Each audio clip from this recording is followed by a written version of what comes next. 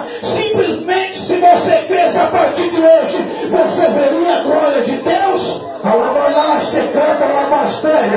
Deus de maravilha e Deus de glória. É isso que Deus está falando com você nesta noite. Simplesmente num versículo. Você não precisa se preocupar mais.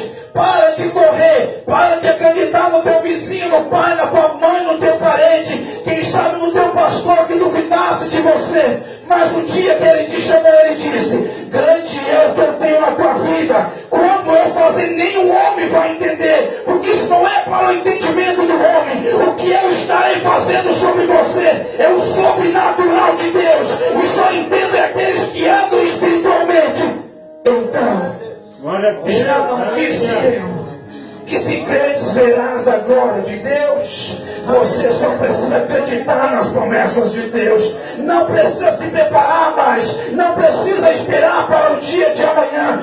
Simplesmente levante as tuas mãos hoje e diga: eu acredito que a partir de hoje eu vou ver os milagres de Deus na minha vida. Eu vou ver as promessas de Deus na minha vida. Porque isso é uma promessa da parte de Deus. Glória a Deus. Maravilha, Deus. É verdade. Nós decepcionamos muito